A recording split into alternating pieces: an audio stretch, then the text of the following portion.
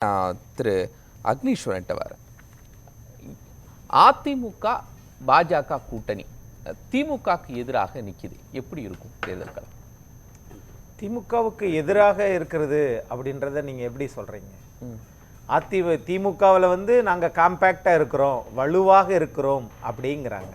S, வலுவாக இருப்பதனால் தமிழ்நாட்டின் உரிமைகளை எதை நீங்கள் பெற்று கொடுத்தீங்கன்னு இருக்கு இல்லையா? அதிமுக 7.5 நடைமுறைப்படுத்தியது.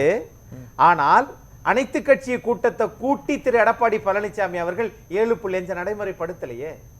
ஆனால் நீங்கள் 2.5% நடைமுறைப்படுத்தியிருக்கலாம் 4.5 ஆண்டு காலத்தில். நடைமுறைப்படுத்தல, அதை படுத்தாததுக்கு அனைத்து கட்சி கூட்டத்தை கூட்டுறீங்களே. அப்ப எதுல நீங்க வலுவா இருக்கணும்னா, நாங்கள் கூட்டணி வலுவாக இருக்கிறோம், ஆனால் தமிழ்நாட்டு உரிமைகளை பெற்றுத் தருவதில் நீங்கள் வலுவாக இருந்தீர்களா என்பதுதானே கேள்வி. இல்ல தொடர்ந்து போராடிட்டு இருக்காங்கல்ல, இருமுடி போராடுவோம் சொல்லி இருந்திருக்கணும் சார். இது தெரியாமலா 2021 தேர்தல் அறிக்கையில சொன்னீங்க? உச்ச நீதிமன்றத்துல வழக்கு இருக்குன்னு தெரியாதா? அன்னைக்கே அந்த அதிமுக அரசாங்கம் உச்ச நீதிமன்றத்துல கேவியட் போட்டாங்கல்ல, வாட் இஸ் அர்ஜென்சின்னு கேட்டாங்கல்ல. கேட்டா இன்னைக்கு என்ன சொல்றாங்கன்னா 89 லட்சம் கையெழுத்து எதற்கு? அப்போ ஒரு ரகசியம் என்று சொல்லிட்டு 89 லட்சம் கையெழுத்து இன்னைக்கு உச்ச நீதிமன்றத்தில் வழக்கு இருக்கு. இதெல்லாம் ஒரு எடுத்துக்காட்டுக்கு சொல்றேன். இதுபோல்தான் எண்ணற்றவைகள். சில நலத்திட்டங்கள் திமுக செய்கிறதா? ஆம் செய்கிறது. எதை? பெண்களுக்கு இலவச போக்குவரத்து, பேருந்து, காலை சிற்றுண்டி, இவை இரண்டும் மனதார பாராட்ட வேண்டிய திட்டங்கள்.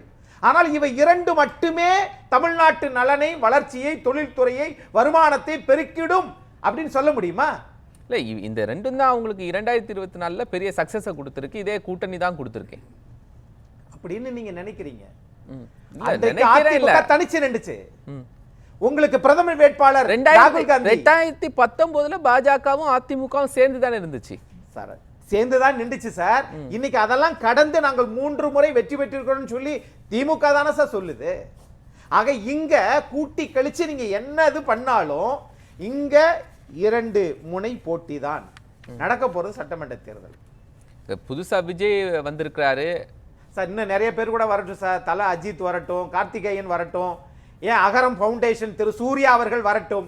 எல்லோருக்கும் பரிச்சயமான முகமாக இருந்தால், இப்ப நானோ ஆண்டன் நம்ம பாலசிங்கம் சாரோ ரவீந்திரன் துரைசாமி அவர்களோ அரசியல் கட்சி எங்களால துவக்க முடியாது. ஏனென்றால் நாங்கள் திரைப்படத்தில் நடிக்கவில்லை. திரைப்படத்தில் நடிச்ச காரணத்தினாலே ஒரு நாட்டில் ஆட்சியை கொண்டு வந்து விடலாம்னா இன்னைக்கு சீமான் நாட்டில் முதலமைச்சர் ஆயிருக்கணும். அவங்களும் சட்டன் வாக்குகளை பெறுவாங்கல்ல சார். அதைத்தான் கேட்கிறேன். பெற்றாலும் ஆமா பெறட்டும்ங்கிறேன். அது தேர்தல் வரட்டும்ங்கிறேன். வரட்டும், வந்த பிறகு பார்க்கலாம். ஆனால் தமிழ்நாட்டில் திராவிட கட்சிகள் தான். நீங்கள் காங்கிரஸ் என்னதான் 200 வருஷ கட்சியா இருந்தாலும் திமுக சொல்றதான் கேட்கணும். இங்க என்னதான் இந்திய நாட்டினுடைய உள்துறை அமைச்சர் வந்து பேசினாலும் அண்ணா திமுக தலைமையில் தான் அப்படின்னு சொல்லி இருக்கிறாங்க. ஆக இங்க 2 முனை தானே.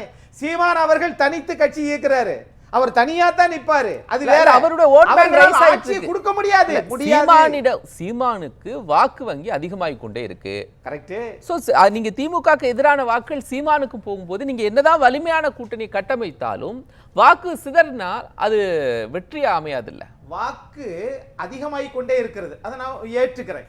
ஆனால் இந்த தடவை அவர்களுக்கு குறையும். எதை வச்சு சொல்றீங்க? தந்தை பெரியாரை நீங்கள் இழிவுபடுத்தினீர்கள். ஆக நீங்க பேசக்கூடியது வந்து எல்லாத்தையும் பற்றி பேசலாம். சீமான் அவர்கள் பேசிய கட்சியை வளர்க்கிறார். பேரறிஞர் அண்ணாவை பாஜக விமர்சனம் பண்ணுது. பாஜக விமர்சனம் பண்ணுது. அந்த பாஜக அதிமுக கூட்டணியில தானே இருக்கிறீங்க. பாஜக விமர்சனம் செய்யறாங்களே. பாஜக யாரை விமர்சனம் பண்ண? பெரியாரை விமர்சனம் செய்கிறார்கள். அவர்களுடைய சித்தாந்தம் வேறு. ஆனால் பாஜக ஆரம்பிக்கிற போது, RSS ஆரம்பிக்கிற போது தந்தை பெரியார் படத்தை வச்சா தொட்டு கும்பிட்டு கட்சி ஆரம்பிச்சாங்க. ஆனால் நாம் தமிழர் கட்சி சீமான் தொட்டு கும்பிட்டு தானே படத்திறப்ப வச்சு தானே பண்ணாரு. இன்னைக்கு மட்டும் ஏன் தெரியல? அன்னைக்கு தந்தை பெரியாருடைய புத்தகத்தை, சித்தாந்தத்தை சரியாக உள்ளாங்களே. அந்த ஒன்றுக்காக சீமானுக்கு வாக்கு குறையும். ஒன்று மட்டும் இல்ல, பல காரணங்கள் இருக்குது. அது இருக்கட்டும், அதுக்குள்ள நான் போக விரும்பல. ஆனால் அவர் தனியாக இருக்கிறார், அது வேறு. ஆனா அது அந்த கட்சி சார்பா யாரும் வரல. அப்ப அது நான் தனியா எடுத்து கம்ப சுத்த விரும்பவில்லை, வரட்டும். ஆனால் இன்றைக்கு தாவேக தேர்தலில் இதுவரைக்கும் நிக்கவே இல்லை. ஆக இவங்க 2 போர்ஸும் திமுகவும் அண்ணா திமுகவும் பலமிழக்கும் அப்படின்றதுக்குள்ள நான் வரல. அவங்க நிக்கட்டும், வரட்டும். இல்ல அவங்க எல்லாம் ஒரு அணியில சேர்த்தால் தானே திமுகக்கு எதிராக ஒரு வலிமையான கூட்டணியா இருக்க முடியும். அதிமுக இதுவரைக்கும் சொல்லிட்டு இருந்தாங்க தேர்தலுக்கு காலம் இருக்கிறது அப்படின்னு. ஆனா இப்பவுமே கூட்டணியை உருவாக்க வேண்டும் அப்படிங்கிற ஒரு கடமை உருவாயிருக்குல்ல. இது கடமை இல்லை, அரசியல் முன்னோக்கு சிந்தனை என்பதை காட்டிலும் 6 மாதம் சொன்னாரு எடப்பாடி பழனிசாமி. 6 மாதம்னு சொன்னாரு, ஒரு மாதத்திற்குள்ளேயே. அதை மறுக்கவே இல்லையே, உண்மைதான். ஒருவேளை தாவேகாவும் அதிமுகவும் சேர்ந்து விட்டால் பாஜக தனித்து விடப்படும். இதுதானே அரசியல் சதுரங்கம். அப்படிங்கன்னு எடப்பாடி பழனிசாமி பயந்தாரா? நான் அப்படி சொல்லவே இல்லையே. நான் சொல்லாததெல்லாம் கோபாலகிருஷ்ணன் சார். ஆமா, அப்ப யார் பயந்தாங்க? கட் பண்ணி போட்டு விட்டுருவாங்க, அதுக்கு நான் வரல. ஆகையினால ஒருவேளை எப்படி வந்தால் அங்கிருந்து நீங்க கங்கை நதிக்கரையிலிருந்து ஒருத்தர் வந்து இல்ல நீங்க தான் ஜெயிச்சிருவீங்க, நீங்க தனியாவே நில்லுங்க அப்படின்னு சொல்லி ஒரு மனசுல ஒரு சஞ்சலத்தை கிளப்பி விட்டுட்டு போயிட்டாரு. ஆக இவர்களுக்கு போகும் முன்னா நாம போய் கூட்டணி வச்சுக்கொள்ளலாம். அதிமுக தலைமையில் தான் பாஜக கீழே இறங்கி வந்திருக்கிறது. அதிமுக தலைமையில் தான் திரு எடப்பாடி பழனிசாமி அவர்கள் தான் முதலமைச்சர் வேட்பாளர். எப்படி இறங்கி வந்து அதிமுக உள்கட்சி விவகாரத்தில் தலையிட மாட்டோம் சொன்னது யார்? ஆளுகிற உள்கட்சி உள்ள பெரிய பவர்ஃபுல் மேன். ஆமா, அவர் தான் கூட்டணி அனௌன்ஸ் பண்றாரு. அதாவது வாக்குகளை அதிகமாக வைத்திருக்கக்கூடிய எடப்பாடி பழனிசாமி இதை அனௌன்ஸ் பண்ணியிருக்கணும், நாங்க பாஜகவோட கூட்டணி அப்படின்னு சொல்லி. ஆனா நாங்கள் அதிமுகவோட கூட்டணி, நாங்க காமன் மினிமம் ப்ரோக்ராம் நாங்க அக்செப்ட் பண்ணிக்கிறோம். இது எல்லாத்தையும் யார் வெளிப்படுத்துறாங்க? அமித்ஷா வெளிப்படுத்துறாரு. இதுக்கு முன்னாடி அதிமுக அப்படிதான் வெளிப்படுத்தினாங்களா? அது அப்படி கிடையாது. இது நடந்தது இந்திய நாட்டினுடைய உள்துறை அமைச்சருடைய அமித்ஷா அவர்களுடைய பத்திரிகையாளர் சந்திப்பு தானே. அவர் வெளிப்படுத்தியிருக்க கூடாது என்பதல்ல. நான் இப்படி கேட்கிறேனே, காமன் மினிமம் ப்ரோக்ராம் அப்படிங்கிறீங்க, அதிமுக இருமொழி கொள்கை, பாஜக மும்மொழி கொள்கை, அதிமுக நீட்டு விலக்கு, இவர்கள் நீட்டை இந்தியா முழுவதும் நடைமுறைப்படுத்தியே ஆகும். தொகுதி மறு வரை அதிமுக வேண்டாம், எங்களுக்கு அதை குறைக்கக்கூடாது, தொகுதியை குறைக்கக்கூடாது, நாடாளுமன்ற தொகுதியை அப்படி சொல்கிறாங்க. இவங்க நாங்கள் 2026 பண்ணித்தான் ஆகுன்றாங்க. இதில் எதை வச்சு நீங்கள் தொகுதி இதெல்லாம் இது பண்ணுறீங்க? குறைந்தபட்ச செயல் திட்டம் எதில் வருது? இது மாநில கட்சியினுடைய நிலைமை வேறு, மக்களுடைய நாடி துடிப்பு என்பது வேறு, மத்தியில் இருக்கவங்க வேறு, அவங்க சிந்தனைகள் வேறாக இருக்கலாம். ஆனால் தமிழ்நாட்டை பொறுத்தளவில் சட்டமன்ற தேர்தலில் இருமுனை போட்டி தான். நிறைய கட்சிகள் வரலாம் சார், வரட்டும், நான் வேண்டான்னு சொல்லலை. ஆனால் அவர்கள் எல்லாம் வெற்றி வாய்ப்பை அதிமுக திமுகவை தாண்டி எடுத்துருவாங்க அப்படின்னா இதுவரைக்கும் எடுக்க மாட்டாங்க. தேர்தலை கணக்கு அப்படிதான் சொல்லுது. பாஜக கூட்டணி வெற்றி பெற்ற சமீபத்திய வரலாறுகளை சொல்லுங்க. எது அதிமுக பாஜக கூட்டணி வெற்றி பெற்ற வரலாறுகளை சொல்லுங்க. நீங்க வலிமையான கூட்டணி அப்படிங்கிறீங்க இல்லையா? திமுகவை எதிர்க்கிறதுக்கு வலிமையா இருக்குன்னு. நான் வலிமையான கூட்டணி நான் சொல்லல, வெற்றி கூட்டணி அப்படியும் சொல்லல. சரி, எப்படி சொல்றீங்க? இவர்கள் கூட்டணி அமைத்திருக்கிறார்கள். தமிழ்நாட்டில் வலிமையான கட்சிகள் திமுக அதிமுக தான் சொல்லிட்டு இருக்கேன். இல்ல, ரவீந்திரன் துரைசாமி என்ன சொல்றாருன்னா இன்னும் ஸ்டாலின் வர்சஸ் அதர்ஸ் தான் புள்ளி வச்சிட்டு இருக்காரு. அது தப்பு. அந்த பார்வை எனக்கு இது கிடையாது. எப்படி அதர்ஸ் சொல்ல முடியும்? அப்புறம் அதர்ஸ்னா அப்புறம் ஏன் இவங்க ஏன் அந்த கூட்டணி பத்தி இங்கே இவ்வளவு பதட்டப்படுறீங்க? 5 ஆண்டு கால எதிர்மறை வாக்குகள் இருக்குதுல்ல. திரு எடப்பாடி பழனிசாமி செய்ததை நீங்கள் செய்தது என்ன? உடனே அவங்க சித்தாந்தம் தெரியல, கொண்டு போய் அங்க விழுந்துட்டாங்க அப்படிலாம் பேசுவீங்க. ஆனால் அது இல்லைங்க. நீங்க இந்த 4.5 வருஷத்துல செஞ்சது என்ன அதுதான் கேட்கிறோம். அதுதான் இப்ப வாக்குகளா மாறும். அதற்குத்தான் பாஜகவும் இங்க அதிமுக வாக்குகள் அதிகம். அது ரவீந்திரன் துரைசாமி அதை கோடிட்டு காட்டினார்ல. இன்னொன்னு, ஸ்டாலின் தமிழ்நாட்டின் முதலமைச்சர் திரு ஸ்டாலின் அவர்கள் மற்றும் சிலர் அவர் எதிராகத்தான் பலர் இருக்கிறாங்க அப்படின்றது அந்த பார்வை சரியில்லை. எல்லாருமே தாவேகா சொல்லுது திமுக எதிர் நான், சீமான் சொல்றாரு திமுக எதிராக நிற்க நான். அந்த புள்ளியில அவர் சொல்றது சரிதானே? பேப்பர்ல எழுதி சொல்லலாம் சார். நான் கேட்கிறேன், 8.2 எடுத்த திரு சீமான் அவர்கள் எவ்வளவு காலம் ஆச்சு இந்த 8.2 எடுக்கிறதுக்கு?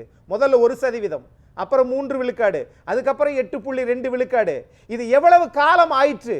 திரு சீமான் அவர்கள் தன் கட்சியை பேசியே கொண்டு வருவதற்கு எத்தனை வருஷம் ஆச்சு 8.2 எடுக்கிறதுக்கு? ஆனால் முதல் தேர்தல் ஒருவேளை விஜய் அவர்கள் 8.2 எடுக்கிறாருன்னு வச்சுக்கோங்க, அதை வைத்து என்ன செய்யணும்? ஆட்சி அமைச்சிருவீங்களா? அதான கேள்வி. இல்ல 8.2ங்கிறது நீங்க வெற்றி வாய்ப்புல ஒரு முக்கியமான புள்ளி இல்ல. நீங்க அது இணைந்து இருக்கிற போது பன்மடங்காகும், அது வெற்றியா மாறும். திமுக பிரிந்து இருக்கும் போது திமுக வலிமையா மாறும்ல, அந்த புள்ளியை தானே சொல்றாரு. வாக்குகளை பிரிக்கலாம் சார், பிரித்தால் திமுகவுக்கு வலிமையாக மாறும் அப்படி சொல்லாதீங்க. நீங்க 2021 இருந்து இதுவரைக்கும் நீங்கள் செய்த சாதனைகள் வாக்கு சதவீதம் உங்களுக்கு குறையும், திமுகவுக்கு குறையும். குறையும். அவங்க பண்ற அரசியலை நீங்க வந்து மத்தியில் இருக்கிறவங்கள எதிரா பாக்குறது தான் உங்களுடைய அரசியலே. வேற என்ன அரசியலுக்கு அவங்க செஞ்சிருக்காங்க? நீங்க இந்த சுற்றுல நிறைவு பண்ணுங்க. எதனால திமுகவுக்கு வாக்கு வங்கி குறையும் சொல்றீங்க? நான் மனுஷபுத்திரன்ட்ட அந்த கேள்வி. அவர்கள் தேர்தல் வாக்குறுதியில் சொன்னதை நாங்கள் 100% செஞ்சிட்டோம் 90% செஞ்சிட்டோம்னு சொல்றாங்கல்ல. நான் கேட்கிற ஒண்ணு தான்.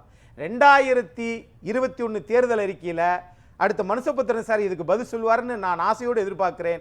தேர்தல் அறிக்கை எண் 25 தமிழ்நாட்டினுடைய கடன் சுமை 2021 உண்மையான கடன் சுமை 4,68,000 கோடி. ஆனால் இவர்கள் 9 லட்சம் என்று சொன்னார்களே. ஆனால் இன்னைக்கு 2025 தான் 9.25 லட்சம் வாங்கியிருக்கிறாங்க. அப்ப தேர்தலுக்கு தேர்தல் அறிக்கையில 2021 ஆட்சிக்கு வருவதற்கு முன்னாடியே நாங்க 9.25 லட்சம் வாங்க போறோம்ன்றத தமிழக அரசு கடன் 9 லட்சம் சொன்னீங்களே, தேர்தல் அறிக்கை பொய்யா அல்லது இப்ப நீங்க 9.25 லட்சம் வாங்குனீங்களே உங்கள் திட்டமிடலாம்? சரி, தொடர்ந்து பேசுவோம் அக்னீஷ்.